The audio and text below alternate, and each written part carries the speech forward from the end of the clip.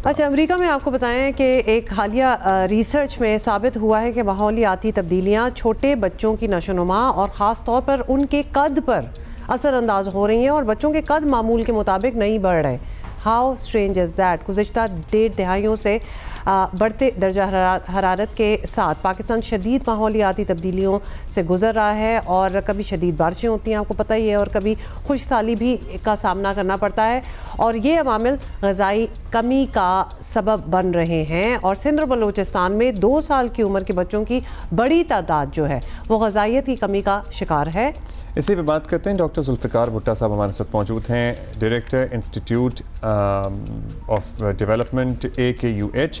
बहुत शुक्रिया आपका डॉक्टर साहब। डॉक्टर साहब बताइएगा, मतलब क्लाइमेट चेंज पे हम बात करते हैं कि बहुत से इसके असरात होते हैं, ज़ाहिर टेम्परेचर अनबेरेबल हो गया है, एनर्जी कंजम्पशन पे फ़र्क पड़ता है, इकॉनमी पे फ़र्क पड़ता है, लेकिन बच्चों की नशोनुमा पे भी इसका फ़र्क पड़ रहा है। ये एक ज़रा हमारे लिए नया पहलू है। प्लीज़ हमें ज़रा समझाइए इस बारे में, कैसे होता है क्लाइमेट चेंज बच्चों की नशोनुमा पे असरअंदाज। अस्सलाम वालेकुम। पहली बात तो ये है कि जी ये कोई नई चीज़ तो नहीं है, इस पे काफ़ी अरसे से तहकीक हो रही है कि क्लाइमेट चेंज बिलखसूस गर्मी की हिद्दत में और शिद्दत में इजाफे से क्या मुज़र असरात हो सकते हैं सेहत आमा पे।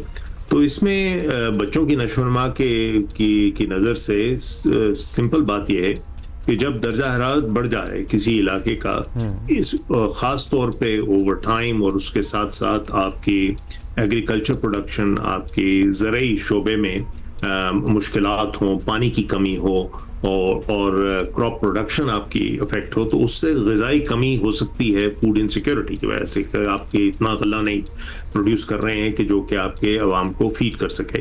बट एक जो दूसरी चीज़ देखने में आई है कि जहाँ शदीद गर्मी हो, बिलखसूस आपके उन इलाकों में जहाँ के दर्जा हरारत 45 डिग्री सेंटीग्रेड से भी तजावज़ कर जाए कई हफ्तों के लिए, जो कि हमारे पाकिस्तान के जनूबी इलाकों में आम तौर पे देखा जाता है, वहाँ हामला औरतों पे इसके काफ़ी मुज़र असरात होते हैं। ख़ास तौर पे अगर हामला औरतें काम कर रही हों, खेतों में काम कर रही हों, बाहर काम कर रही हों, उनको आराम नहीं करने की गुंजाइश हो।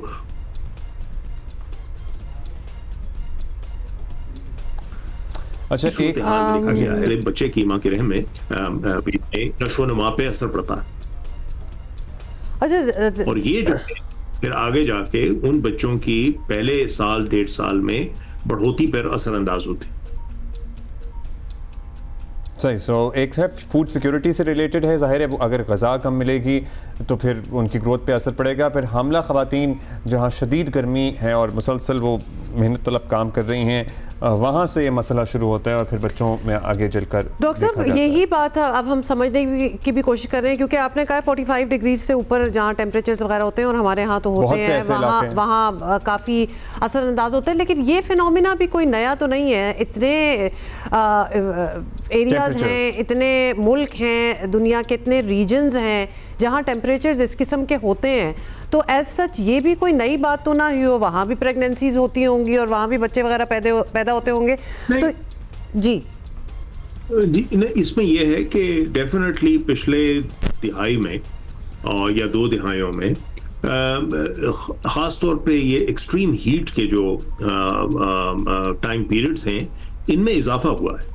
तो इसमें कोई शक नहीं है कि दुनिया में कई ऐसे ममालिक हैं, सहरा हैं, जहाँ के शदीद गर्मी होती है, मगर वहाँ भी देखा गया है कि उसके मुज़र असरात सेहत पे होते हैं। हमने जिस चीज़ की निशानदेही की है अपनी तहकीक से कि ये उन अवामिल में शामिल है जो कि बच्चों की बढ़ोतरी और ख़ास तौर पे ग्रोथ और स्टंटिंग पे असरअंदाज होते हैं। तो ये नहीं कि कोई नई चीज़ है, ये भी एक उन अवामिल में शामिल है जो कि बच्चों की नशोनुमा पे असरअंदाज होते हैं। मगर इसका ख्याल इस वास्ते रखना चाहिए कि हमारे अभी तक जो सेहत आमा के निज़ाम है और जो हमारी तरबियत और तालीम दी जाती है हमारे हेल्थ वर्कर्स को, उसमें गर्मी से बचाव की ये तदाबीर हामला ख़वातीन के लिए शामिल नहीं है। और ये भी नहीं है कि बच्चे को शदीद गर्मी से पैदाइश के पहले 6 महीने में किस तरह बचाया जाए और किस तरह उनकी ग़िज़ा और उनकी फ्लूइड्स की रिक्वायरमेंट पे फोकस किया जाए। तो ये जो हमारी तहकीक का मकसद था वो इस चीज़ की निशानदेही करना कि गुज़श्ता 10-20 साल में जो कि दर्जा हरारत में इजाफा हुआ है कई इलाकों में, पाकिस्तान में भी इजाफा हुआ है, उसके क्या कोई डायरेक्ट या इनडायरेक्ट मुज़र असरात हैं सेहत पे और बढ़ोतरी पे, और यकीनन है। और ये सिर्फ पाकिस्तान की तहकीक साबित नहीं कर रही है, आप अगर अफ्रीका में देखें तो अब कई ऐसे आदाद शुमार आ रहे हैं जो कि यही चीज़ उन इलाकों में बता रहे हैं गो कि वहाँ दर्जा हरारत पाकिस्तान जैसा इतनी हाई लेवल का नहीं होता।